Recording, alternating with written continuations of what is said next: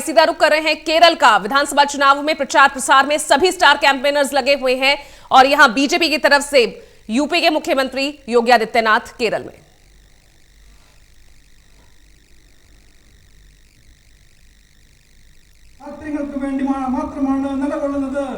കേരളത്തിലെ ജനങ്ങൾക്ക് വേണ്ടി അവർ നിലകൊള്ളുന്നില്ല.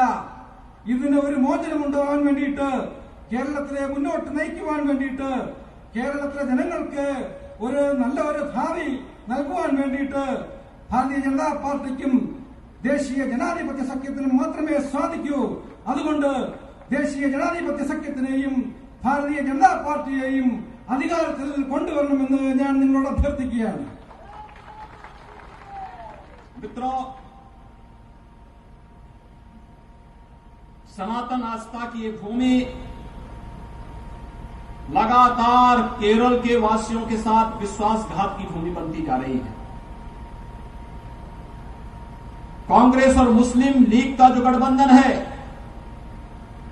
और इसके साथ ही पीएफआई और एसडीपीएफ किस प्रकार के षड्यंत्रों में लिप्त हैं, ये किसी से छुपा हुआ नहीं है। लगातार इनकी राष्ट्र विरोधी गतिविधियां केरल को एक गंभीर संकट की ओर धकेल रही हैं। लेकिन यूडीएफ और एलडीएफ दोनों ने आंखों में पट्टी बांध करके इनकी हर प्रकार की राजक और अवैध गतिविधियों को पूरी छूट दे रखी है। यही कारण है ना यूडीएफ की सरकार और न एलडीएफ की ही सरकार एंटी लव जिहाद का कोई कानून केरल के अंदर बनाने में पूरी तरह विफल नहीं है। उत्तर प्रदेश के अंदर हमारी सरकार ने एंटी लव जिहाद का एक्ट बना करके आज उत्तर प्रदेश के अंदर लागू कर दिया है। आखिर ये कानून केरल के अंदर क्यों लागू नहीं हो सकता, जबकि इसमें टारगेट किया जा रहा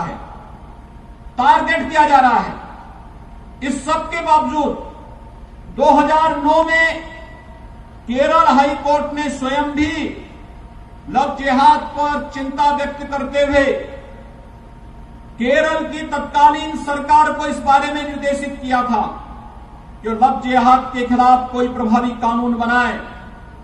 लेकिन चूंकि इस पूरे षड्यंत्र में पीएफआई, एसडीपीआई, मुस्लिम लीग और अन्य जिहादी ताकतें इसके साथ जुड़ी हुई हैं, इसलिए अपने वोट बैंक के लिए केरल की जनता के साथ एलडीएफ और यूडीएफ धोखा दे रही हैं, धोखा कर रही हैं। आप सबको इसके बारे में अवगत कराने के लिए ही आज मैं आपके बीच में यहां पर उपस्थित हुआ हूं। സനാതന മാർഗം പിന്തുടർന്നു വന്ന കേരളത്തിൽ ഒട്ടും ഭൂഷണമല്ലാത്ത രീതിയിലുള്ള പ്രവൃത്തികളാണ് നാം കണ്ടുകൊണ്ടിരിക്കുന്നത്. ഇവിടെ ഭരിച്ചുകൊണ്ടിരിക്കുന്ന ഇടത് വലത് കക്ഷികൾ കോൺഗ്രസും മുസ്ലിം ലീഗും കൈകോർത്തുകൊണ്ട് അവർ എസ്ഡിപിഐയോടും പോപ്പുലർ ഫ്രണ്ടിനോടും കൈകോർത്തുകൊണ്ട്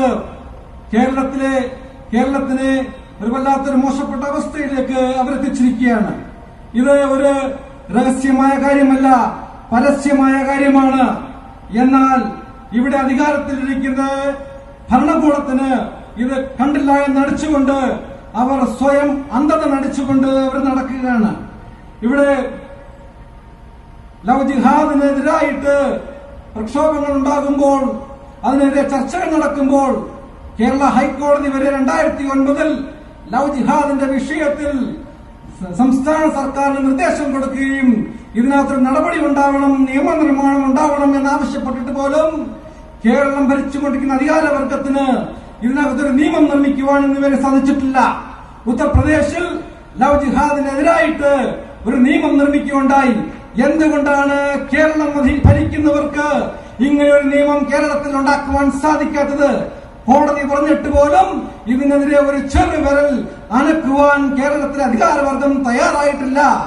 അതിനെതിരെ, ഇത്തരം അനീതികൾക്കെതിരെ, ഇത്തരം ചെയ്തികൾക്കെതിരെ ഒന്ന് നിങ്ങളെ ഉണർത്തുവാൻ വേണ്ടിയാണ് ഞാൻ ഇവിടെ ഇന്ന് നിങ്ങളുടെ മുമ്പിൽ വന്നിരിക്കുന്നത്. मित्रों, केरल के अंदर एलडीएफ और यूडीएफ इनमें प्रतिस्पर्धा विकास को लेकर के नहीं, बल्कि इनकी प्रतिस्पर्धा भ्रष्टाचार को लेकर के है. सत्ता में लूट खसोट करना, सत्ता का दुरुपयोग करना, केंद्र शासन की ओर से आने वाली विकास की योजनाओं को अपने स्वयं के हितों के लिए, अपने स्वयं के कैडर के हितों के लिए लगा देना और केरल की जनता को उन योजनाओं से वंचित करना, ये इनकी पहचान बन चुकी है. अब केरल में तो कुछ नया भी देखने को मिल रहा है. केरल के सीएम श्री पी विजयन के कार्यालय का गोल्ड की तस्करी में लिप्तता, ये तो एक शर्मनाक घटना है भारत के इतिहास की. और इसीलिए आप सबको अवगत कराने के लिए आए हैं कि केरल का हित न तो यूडीएफ कर पाएगा, न एलडीएफ कर पाएगा. केरल को विकास की बुलंदियों तक पहुंचाने के लिए, केरल के युवाओं को रोजगार देने के लिए, केरल की मातृशक्ति के सम्मान के लिए और केरल के किसानों के उत्थान के लिए, केरल की मछुआरा समुदाय की आजीविका को सुरक्षित करने के लिए